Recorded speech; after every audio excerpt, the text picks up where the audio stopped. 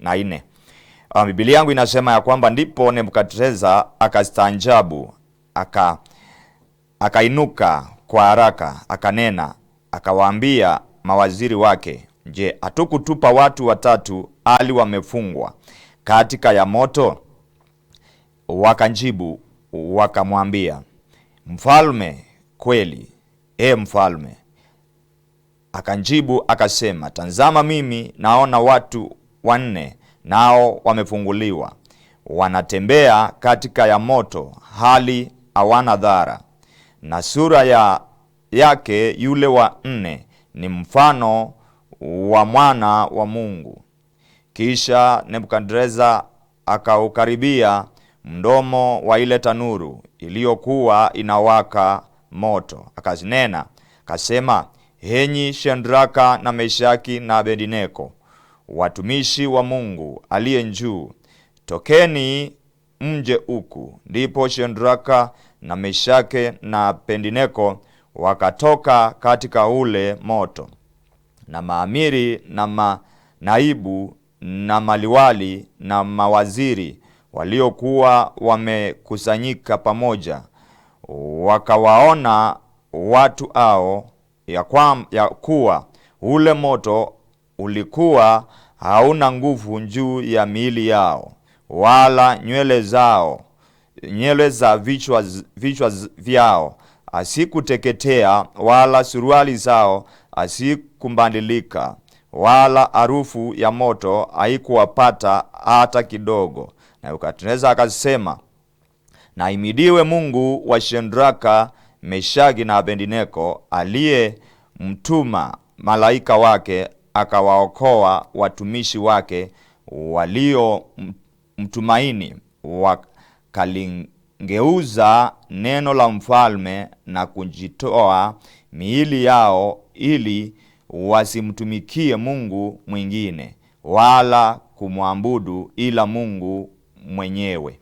Basi asubuhi ya siku ya leo nataka tuongee tu kidogo kuhusu mapito, kwa sababu katika maisha ambayo tunaishi katika maisha ya mapito. Kila siku kuna hali katika maisha. Kuna mapito ambayo unaweza pitia mazuri, kuna mapito mengine ya kufunja moyo, kuna mapito mengine inafanya ukate tamaa. Lakini siku ya leo nataka tuongee kuhusu mapito.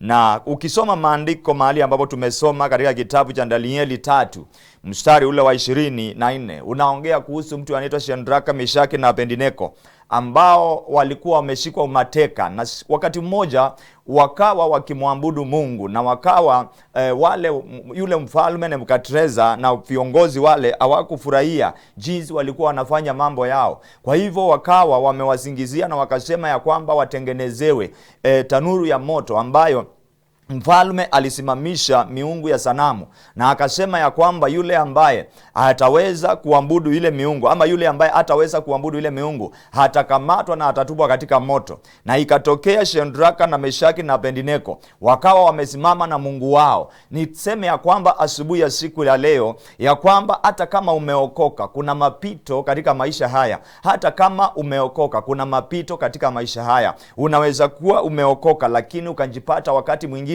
umepitia mambo mazito, umepitia mambo ambayo ni ya kufunja moyo. Hiyo yote haimaanishi ya kwamba Mungu hayuko pamoja na wewe. Hiyo yote haimaanishi ya kwamba Mungu amekuacha. Kwa hivyo wakati ambapo watumishi wa Mungu walisingiziwa na wakatupwa kwenye moto, nataka niongee kuhusu tu mapito na vile Mungu anaweza akakuokoa kutoka katika mapito mangumu. Vile Mungu anaweza simama na wewe katika mambo mazito, kwa sababu Mungu wetu atishiwi na nyakati. Mungu wetu apelekwi na nyakati, bali yeye mwenyewe ndio huwa anapeleka nyakati. Kwa hivyo wakati ambapo Shadraka, Meshaki na Abednego walitupwa kwenye tanuru ya moto, wao hawakuvunjika moyo, kwa sababu walisema ya kwamba yule Mungu ambaye tunamwabudu, tunamwamini, na ya kwamba tunajua kwa uhakika ataenda kutuokoa. Na asipotuokoa, waacha injulikane kwako mfalme, hatutaweza kukuabudu. Hata asipotuokoa Mungu wetu, injulikane hatutainamia miungu ambayo umetengeneza. Na wale wandugu watatu wakasimama na msimamo wao dhabiti. Ninataka niongee na mtu ambaye ananitazama na niseme ya kwamba hata kama utapitia mazito ya aina gani, nikwambia ya kwamba katikati ya mapito bado Mungu huwa pamoja na wewe. Niseme ya kwamba hata katikati ya jangwa katika maisha, Mungu upatikana katikati ya jangwa. jangwa.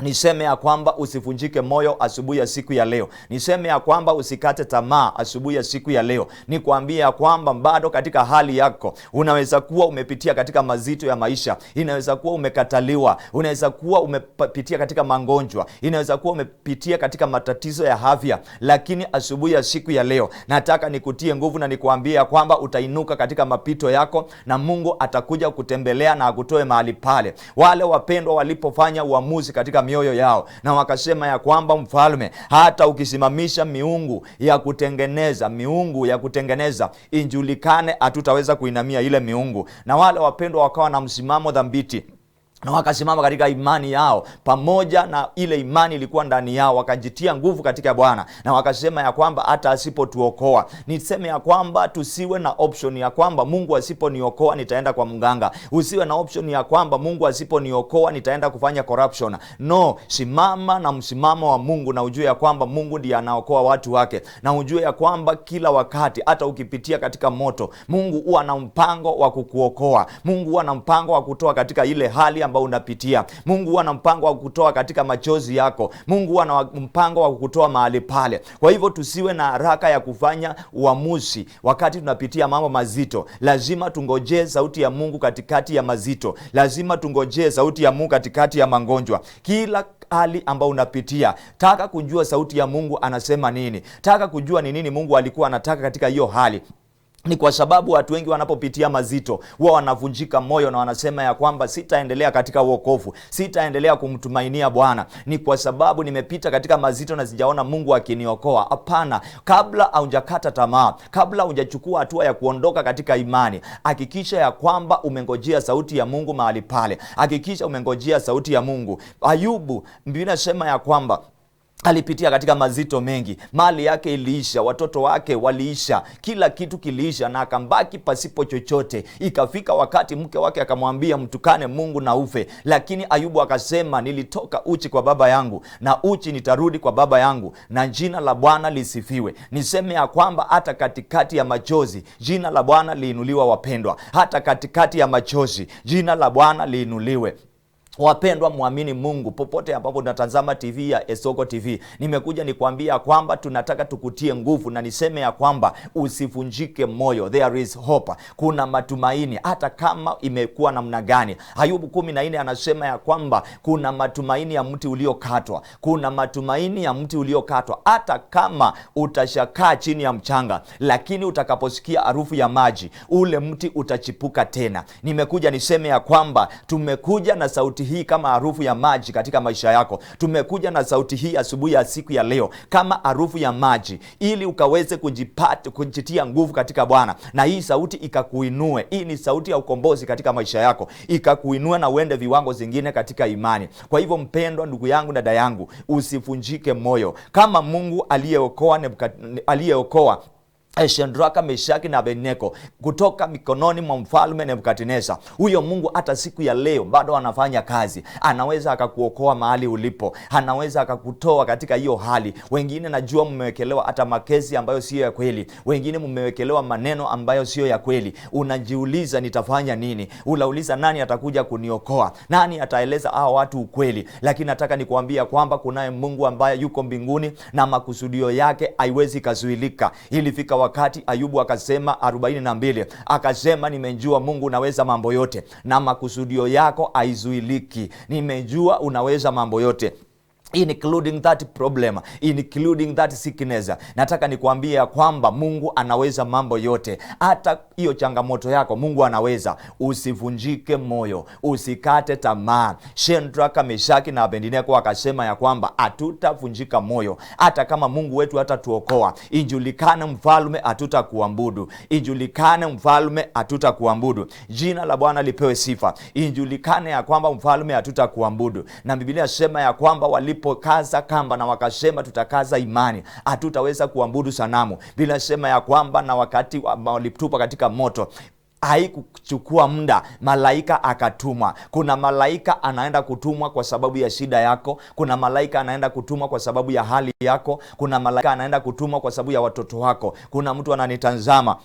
hata karo ya shule hakuna. Watoto wametishiwa kufukuzwa wiki hii, wameambiwa wasirejee shuleni. Unauliza nitafanya nini? Lakini nimekuja nikuambia kwamba kunaye Mungu ambaye anatupangia mambo mazuri. Kunaye Mungu ambaye amebeba kesho yetu. Usivunjike moyo kwa chochote kile. Ikifikia kesho Mungu atafanya jambo jipya. Ikifikia kesho Mungu atafungua mlango. Ikifikia kesho Mungu atafanya njia pasipo na njia. Anasema ya kwamba katika Isaya 43, yeye ndiye anafanya mito jangwani. Yeye ndiye anafanya njia pasipo njia. Anasema hata tusiyafikiria yaliyopita. Usivunjike moyo ndugu yangu, dada yangu, bali simama katika imani ndani ya Kristo. Bali simama katika imani ndani ya Kristo. Yeye afanyaye njia pasipo na njia ataenda kufanya njia katika maisha yako. Nimemwona Bwana akifanya mambo mengi. Nimemwona Bwana akitoa watu kutoka chini mavumbini na anawainua. Usivunjike moyo, endelea kukaa ndani ya Kristo, endelea kumtumainia Bwana.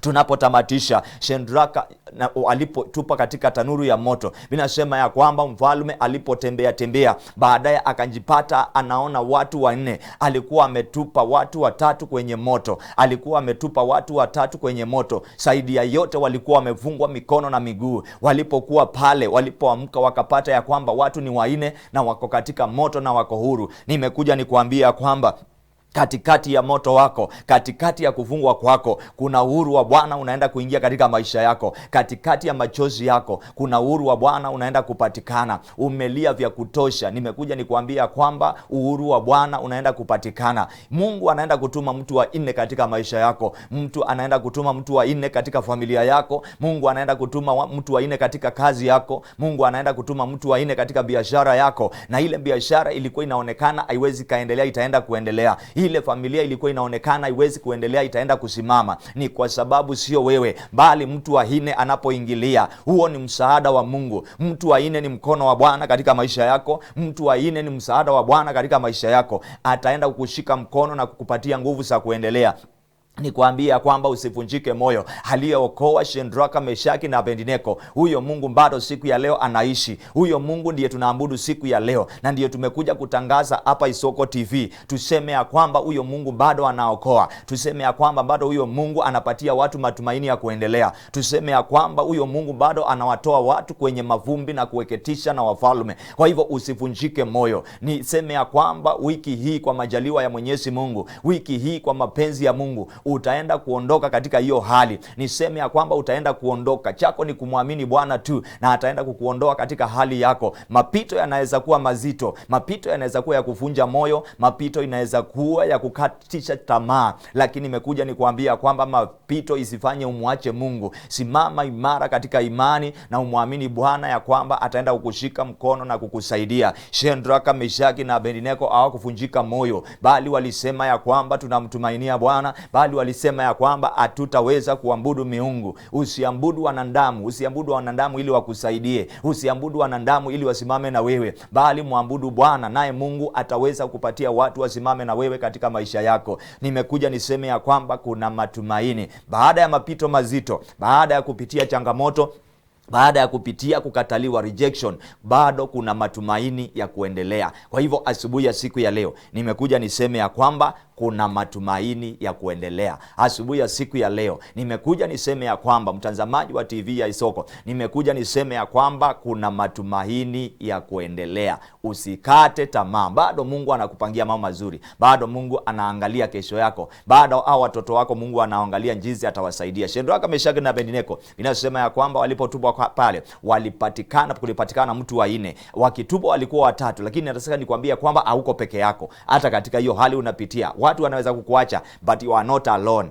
God is with you. Mungu ako pamoja na wewe, hauko peke yako. Simama imara, jitie nguvu katika Bwana na uamini ya kwamba Bwana yuko pamoja na wewe. Tunapotamatisha, nataka niombe tu na mtu wako mahali, na niseme ya kwamba ujue ya kwamba katika moyo wako unapomtumania Bwana, lazima kitu ya kwanza uamini ya kwamba yeye ni mweza. Uamini ya kwamba Yesu anaweza, na ule ambaye atampokea, huyo atapewa uzima wa milele. Na ujue ya kwamba lazima umkumbali Yesu Kristo ili ukuwe na haki ya kuitisha haki ama kuitisha mambo katika ulimwengu wa kiroho. Hauwezi ukaitisha tu mambo katika ulimwengu wa kiroho ili hali hujajiunganisha. Kujiunganisha ni kuokoka. Kujiunganisha ni kuacha dhambi na kukiri ya kwamba nimemfuata Yesu. Wakati umemfuata Yesu, basi utapata haki ya kusimama mbele za Bwana kumwambia Bwana nisaidie katika hali hii, na atakusaidia. Kwa hivyo popote ulipo, ninajua ya kwamba umesikia neno hii na limekutia nguvu. Na kabla sijatamatisha, nataka tu nikuombee wokovu, niseme ya kwamba Mungu akusaidie tu utoke katika hiyo hali, uokoke. Na wale ambao tumeokoka, tujitie nguvu. Wale ambao tunjamwamini Yesu Kristo, basi tumwamini Yesu Kristo na atutie nguvu. Nataka tuombe. Najua kwamba Mungu wa neema atatusaidia. Najua kwamba atatutia nguvu. Nataka tuombe. Popote ulipo, nataka uombe haya maombi nyuma yangu. Nataka kuokoka na Mungu atakusaidia. Sema, Bwana Yesu, nimekuja mbele zako. Nisamee dhambi zangu na uniokoe. Futa jina langu kwenye kitabu cha mauti na uliandike kwenye kitabu cha uzima. Kuanzia leo nimeokoka na kuamini. Amen. Amen. Basi kama umeomba maombi, umeokoka, tafuta kanisa mahali, anza kushiriki, usikae kwa nyumba, na enda kanisani. Pale kuna matumaini na kuna kutiwa nguvu. Kwa hivyo niseme ya kwamba Mungu wa neema awabariki sana. Mungu wa neema awatie nguvu na akaweze kuwainua. Kuna matumaini hata kama mapito ni mazito namna gani. Amen. Amen. Amen.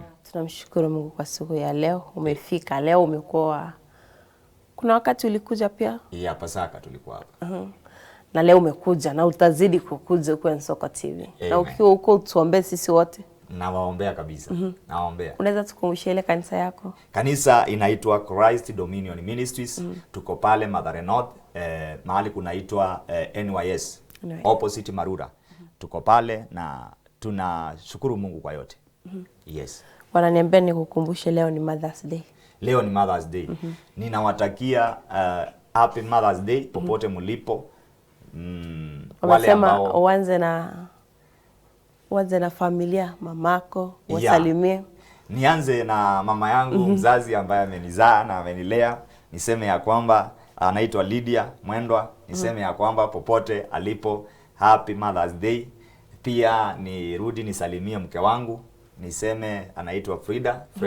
Niseme ya kwamba happy Mother's Day kwa sababu ni mama ya watoto.